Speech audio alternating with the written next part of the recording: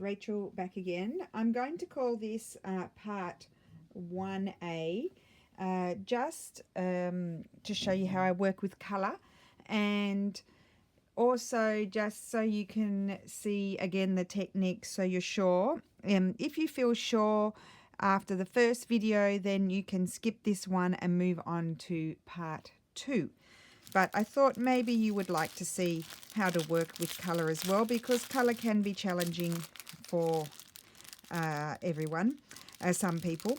And also these kits are pretty well, when I made them, they're pretty well coordinated. So that takes one of the hard parts out of the job, is coordinating colours. So let's talk about that. How do I approach coordinating colours? So what I do is I'll choose a fabric. For example, this one here is one of my favorites. I'll choose the fabric and I will just say this is a fabric that must be included in the project. And then what I'll do is I'll just pull out a whole lot of fabrics that I think might go with this, and then I will put them near each other and just remove anything that doesn't feel quite right. And yeah, so it's just a bit of trial and error, just putting them near each other and seeing what sort of jumps out at you that doesn't feel right. Another trick is also when you're sort of laying fabrics down on something and you're trying to coordinate them and figure out how to place them, if it's not working for you, just put it down, go away and come back to it. Don't insist on continuing on if it's not clear to you. And the other thing is also, what did I want to say? Another good idea is to take photographs. So if you've, done a layout and you're not sure maybe you've done a few options and you're not sure how you would like it, you can take a photograph and then look. And when you look through the screen, it will, anything that doesn't work will jump out to you, or it'll look fabulous, or one photograph will look better than the other one, and then you'll know that's the combination that's the best option for you. So I had another piece here. I think this piece could go at the front. Yeah, so that's my best advice. And also another thing is, if you're concerned that you're, like when you go to stitch it and you want to sort of, if you decide to sort of take the pieces off to stitch it, like maybe you've layered everything on top of each other, you could also take a photograph and that will help you remember how you did it as well. So this is a good one to put here. So we'll just play around here. I might move things around. I want my bigger pieces, as I mentioned in my first video. You need to work with your, and I would like to switch my direction. So I'm not sure about this. So I think I'm going to start again. If you're not sure, take it off and start again. That's the only advice I can give you.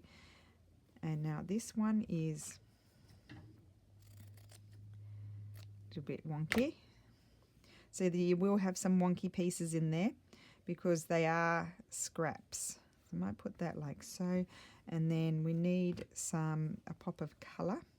Actually, I can see where that one can go. This one can go here. And then maybe this one. It's not convincing me. It will be better though when I put this one here. Oh, I've got these ones over here. I forgot about those. So you can see it's not so easy always to put your colours down. I think I like it like that. Need to move that down a bit.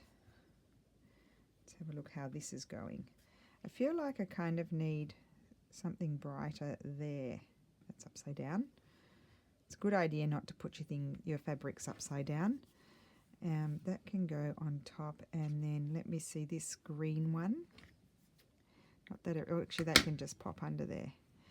There we go.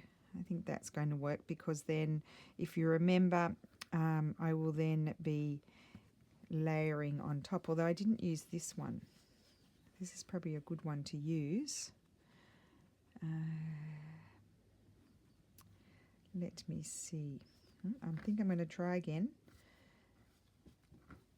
If you're not 100%, just keep going until you're happy with it. I think I'll put that up there. I think I'm going to go back to green there. And then I feel like it needs, I'll put the green here. That covers a big space. And then I would like maybe the stripe.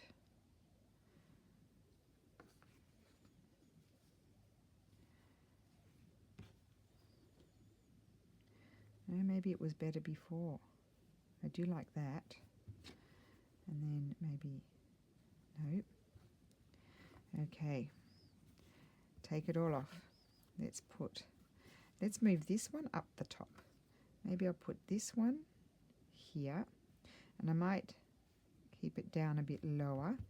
Then I need a pop of colour. So I think I'll put the green here.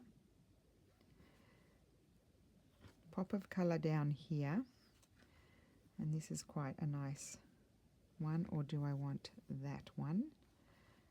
I think I'm feeling like I'm getting there. I'm feeling like I am. I think I'll put this one there, and I don't care that they're all different levels. It's kind of good like that. And then we'll put this one. This is it. Got it. So this one will go here, and then I'll just trim this. I love this. And I'll put that one there. That's it. Okay, that's my base. Got it. And then these will all work in larger or smaller pieces. Yes, that's it. Okay, so just make sure they overlap a little bit too, because you don't want to have any gaps. And we'll grab our pins. I keep my pins in these lovely old tins that I collect at the antique markets. Tins everywhere. Okay, and we'll just get that one's not a very good one. It's a bit rusty, I think. And just so we go a little bit faster, what I'll do with here is I will do the second method that I showed you, which is just so you can see the effect as well. Just so we go faster and you can see what I do, because you'll learn about me is I like to knock my tripod. That's number one. And also I go a little bit quiet when I'm relaxed, number two. So I'm using just a linen-y sort of colour thread here, and I can't seem to get it going. Oh, here we go. Okay, so we'll trim that off. I'll get a nice long piece, although you shouldn't work with pieces that are too long, but I don't want to have to stop and thread it every 5 seconds. And I'll show you again the knot that I did before. So you can see with colour, you do have to play around with it a little bit just until you're happy with the balance. But as I said, like if you were not convinced, take a photograph and then have a look at it. And often through a photograph you will see that you like that. So with this one, with this method, I'm going to start here in this central piece. And I'm just going to whip stitch. I call it whip stitching. It could be overcast stitch because you're going over the edge of the fabric. And as you see, I'm not going right near the edge. It doesn't matter. We can have big stitches. And you'll notice that even though I'm going on to colour here, let me just tap the screen so it goes into focus. Even though you can hardly see, even though I'm not using the same colour thread, you can hardly see it. So just don't use white. I don't use white, and I rarely use black. I would use more like a sort of elephant grey rather than a black, or a nice chocolate brown as well, because black tends to be harsh and white is too stark. It's too bright. It always and the other thing you could do this stitch. You could also do the other stitch, the invisible stitch around the border as well, if you preferred to do that. As I mentioned, the most secure way is to do the invisible stitch, and you do your horizontal rows and your vertical rows down where all the joins of the fabric are. So just do that. Oh, you can see how annoying the pins are. So the sooner you get rid of those, the better. Now I'm going to take a second and readjust, because I can see things are moving about there, and we don't want that. I'll just end off my thread. There's no need to go down along the border. So I'll end it off.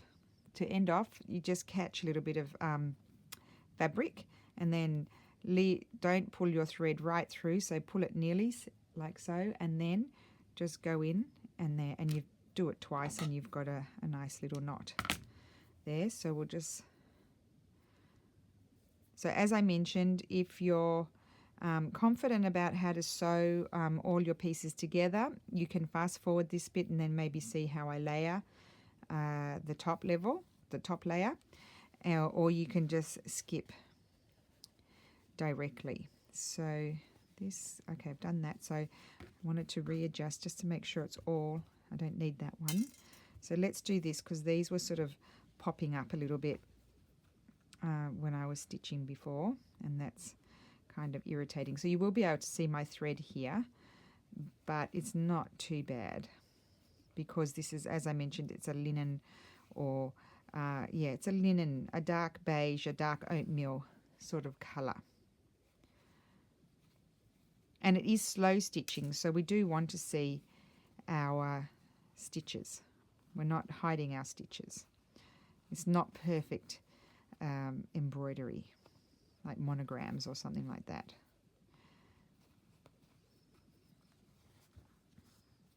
So I'm just double checking, because that one moved.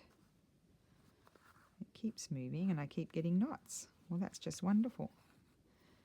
Okay, so I'll just, maybe I'll move, that's a horrible pin. I should throw that one out. Oh, I've picked it up again. Okay, now it won't move. So put it down on the table and readjust if things aren't working out for you.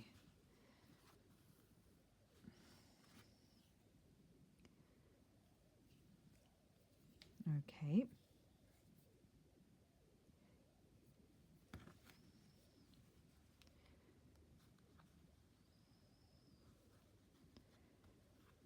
Right, come down this side. Now this is a bit thicker, because actually it was the hem of a curtain, an antique French curtain, and I've just left it.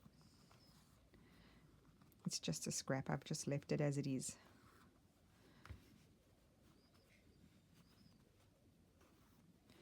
So with this one, I'm just going to, no, actually, no, I won't. I'm going to stitch around the side here, because otherwise it's going to lift up too much.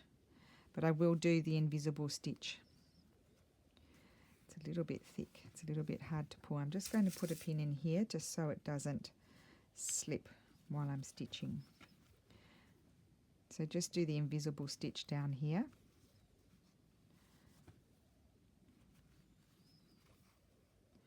And had my thread been long enough, I would come up the side and then go along there, because I haven't done that yet.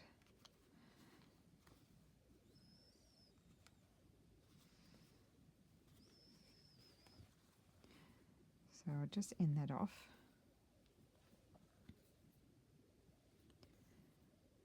And I should have enough to go along that other side there. But now that it's unthreaded, I might as well just get a new thread, a longer one that will last longer.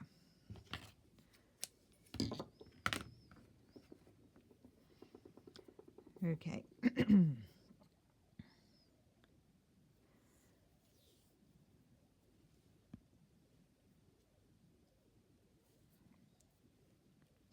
Just checking, it was just out of focus for a second.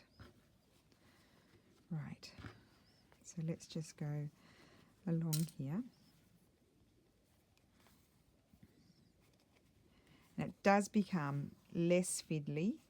The more you stitch down, the less fiddly it is.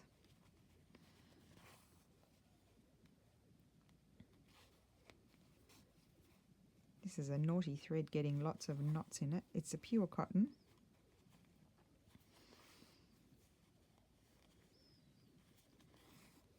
Okay.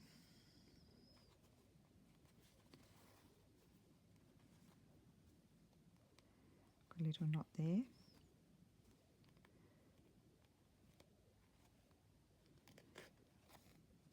Okay.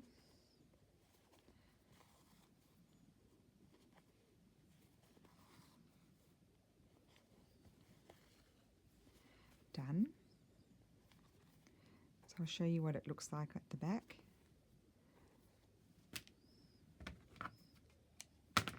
So you can see here, this is the whip stitching, and then here I did my invisible stitch on the top, so it's long on the bottom and teeny tiny on the top. So I'm just going to readjust here because you can see some puckering, so we don't want that. And I'm actually going to stitch that now, so I'll just hold it.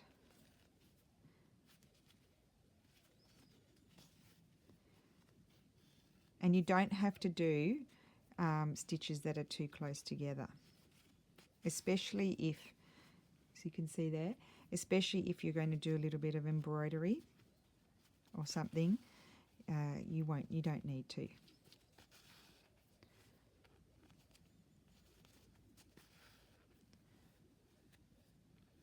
So you can see how fast it is now that I've sort of gotten past the first few pieces that were needed to be stitched, and now it's really quite, nothing's really moving around too much, so it's really good, and I've only got a few more bits to do.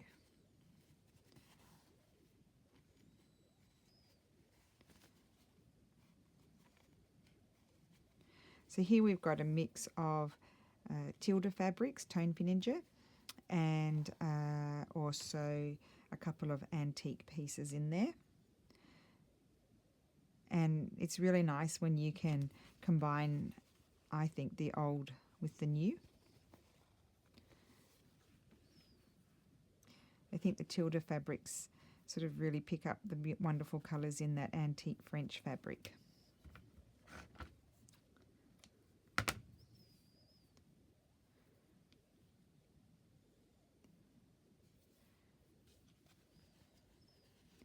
Okay, so here I don't really need to do it. I really only need to do that piece there, and maybe I'll go up there just to hold that still. But it's really not necessary, that's it. So it is much faster than the other one, but as you can see, the fabrics aren't sort of so flat. That's what I mean by the puckering. They're not as flat as they would go with the first method where you do the invisible stitch in rows.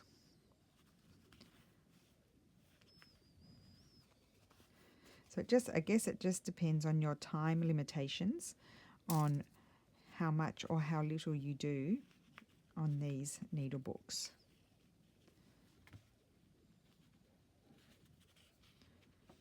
Sometimes I find it easier just to lay it down on the table rather than hold it up and sort of stitch, holding it up in the air sort of thing, or on my lap. Okay, so now we are ready to put some layers on top. How fast was that? Okay, so let's have a look. I really like this one and I love the laces. Let's just tidy this one up a little bit. And don't think we need any more green. This is a really great pop of colour. So that could go there. That could go there. And you can see I'm putting them like not up there or not straight down here. I'm breaking up this sort of line here. And here I'm breaking up where these fabrics meet. But I do really like this colour as well. Might be too big. And then we've got this lace here. So that could be really nice there. And then I've got this beautiful lace here that I love. Oh, and look at this nice little piece. So let's just see. Maybe that piece could go up there. This one here, I like that. And then I do really like that one as well, but I can use that one afterwards. There, yes. And I can use that afterwards. Like, you don't have to use everything.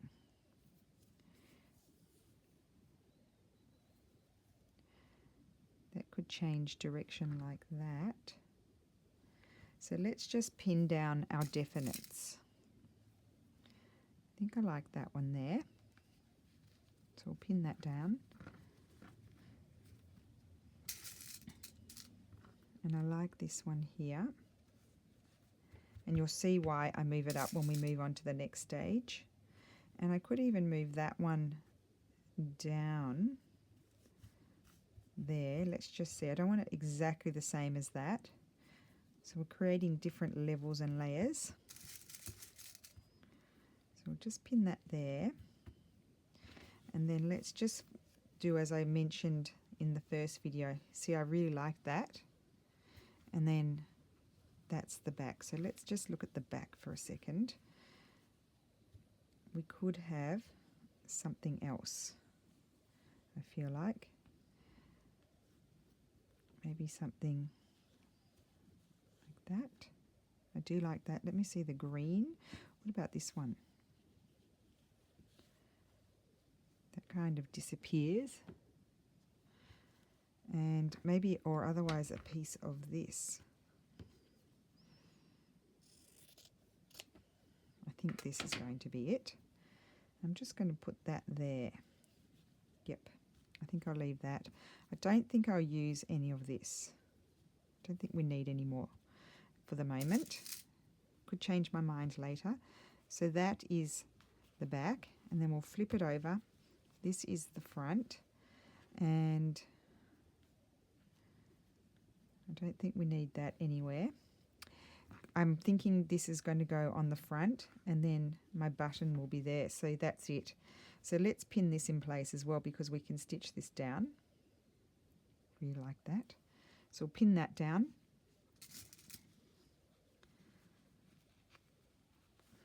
Okay. And now we can get stitching. Let's just put a few more pins in so everything. So what I might stitch first is this, down there and down there, because that's holding a few things in place. So I need some more thread.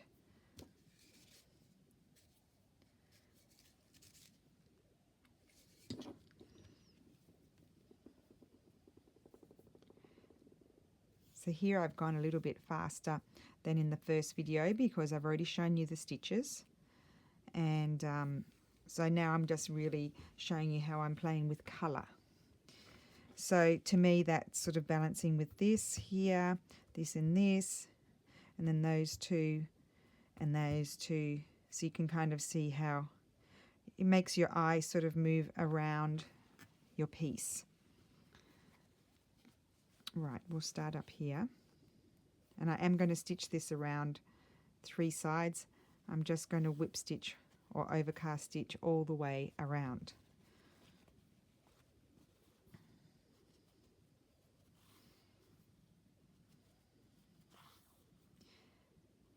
And then in my next video, I'll come back and we'll embellish the first one. I'll show you both once I've stitched this down what they're looking like, and then we can come back and embellish both of them a bit more.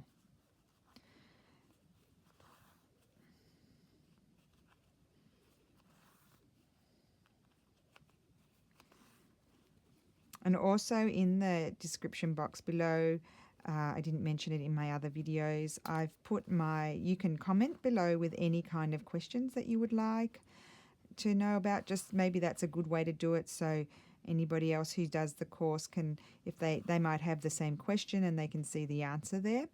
Or otherwise you can email me, and I've put my email in the description box below.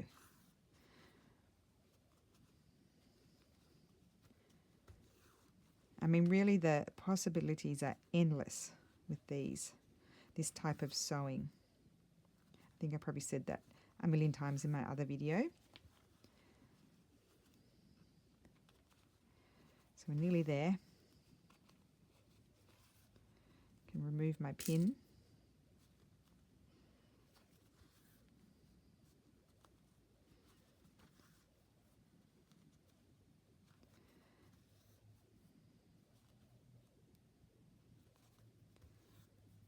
Okay.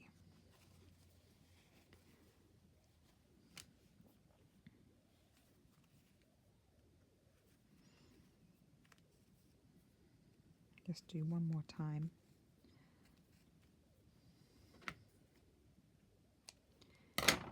Now, I've got a little bit of thread here, so we'll do a little piece. 1, 2, 3. Put my knot. And let me see, I can go around this piece probably.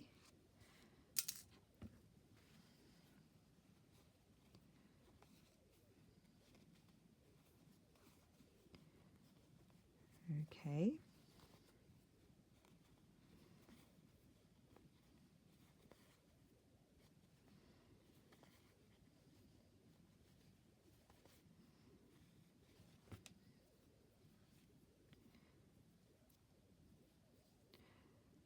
Oh, it's so annoying when when it unthreads.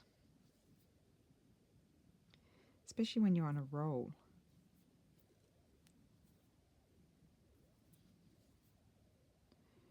Right. Come on. In you go. There we go.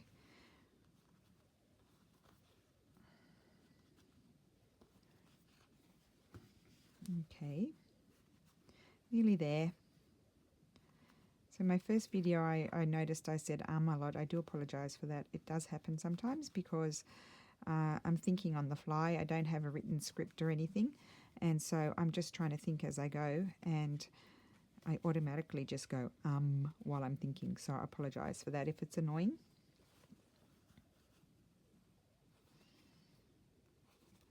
Okay.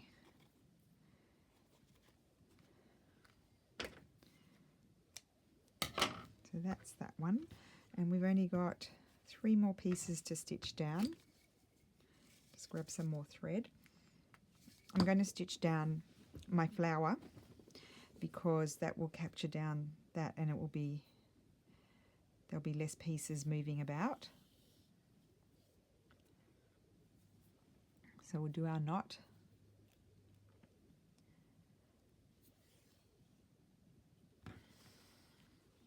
Right, so let's capture this down, and I'm just doing the same thing all over again. So do feel free to if you've got it down pat, really just fast forward this bit until the next different thing, because there's, always stabbed myself. There's no need to sit and watch me stitch things. And as I mentioned in my first video, I don't edit videos. I don't speed them up. But personally, I do watch sped up videos. I'm just making sure that I didn't break my skin. I personally do watch sped up videos, but I don't enjoy them as much because I really want to see the process. So, it's harder to work, and it gives you an opportunity, I guess, to work along with the person that's showing you how to do something if it's real time sort of speed. I don't want to go too close. This thread is shocking. The one yesterday's one was better, that I've run out of that one. It's the same brand, but this one seems to not very, I guess maybe I've got my threads very long because I didn't want to have to stop and start every 5 seconds and rethread. I mean, you could needle turn the edge of this is just like a vintage embroidery that I've cut out. You could needle turn it if you want to. And I don't see the point in doing that. You don't really need to, because it's not that type of perfect sewing. I mean, you could also play around with hand-dyed felted wools would be lovely. You could put hearts or applique a little flower. That would be like a whole other course, is different embellishing styles.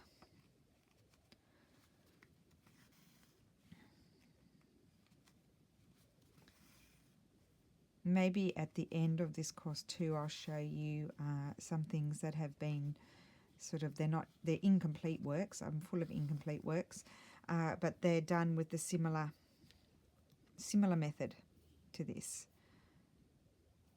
So it could give you some inspiration for your own creations.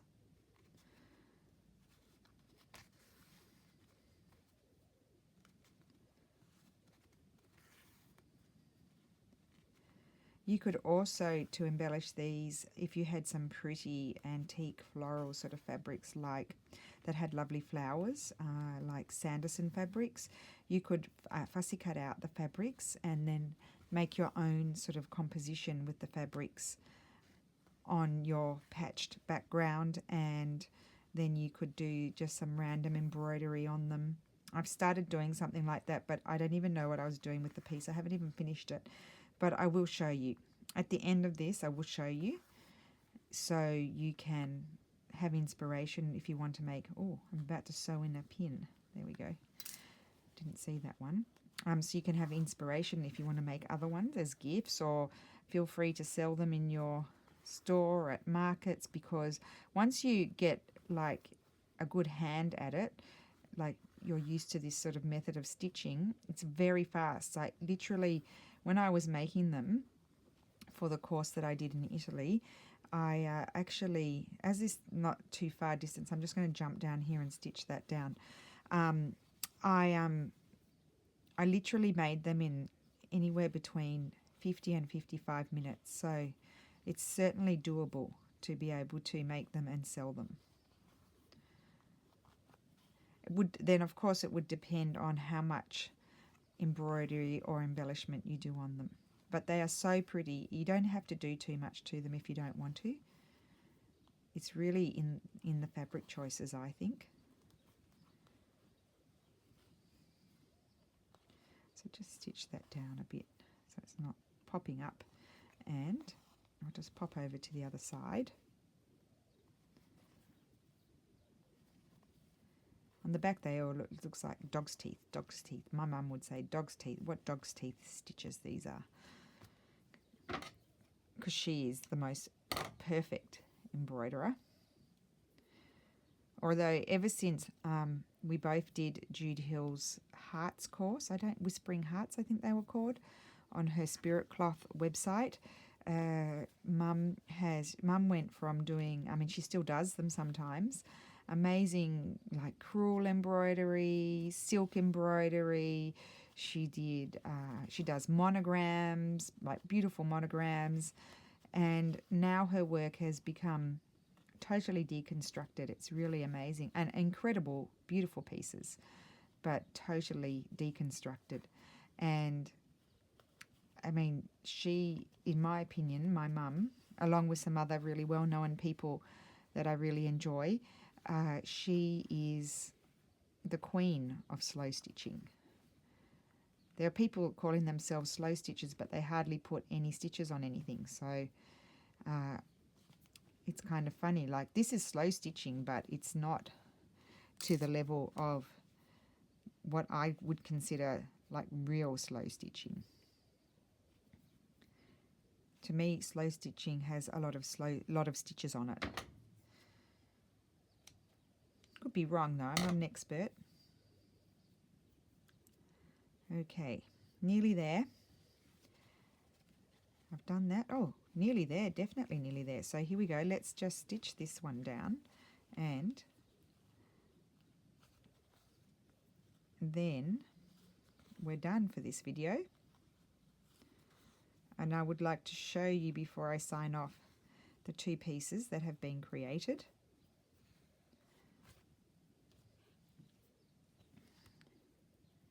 Okay. Of course, at the end, you unthread and waste time.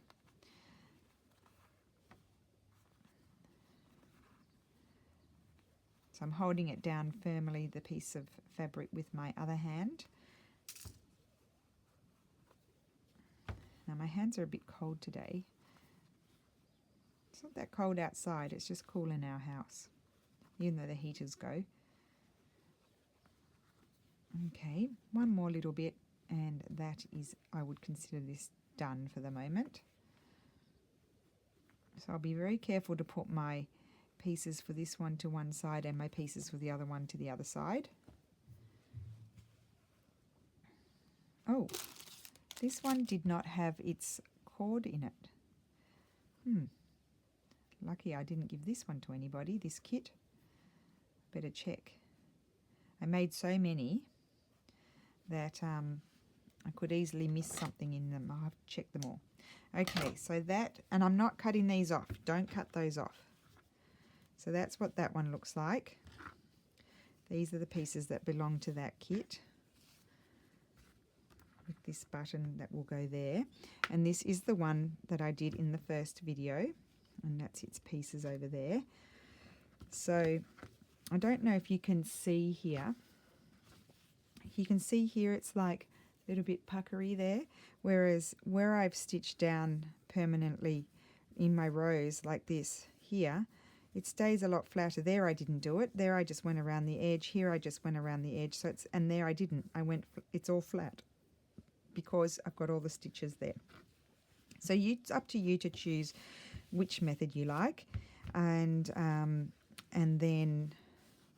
then just proceed and do your best at it. So that one's going to look like that. It's going to be gorgeous, and this one's going to be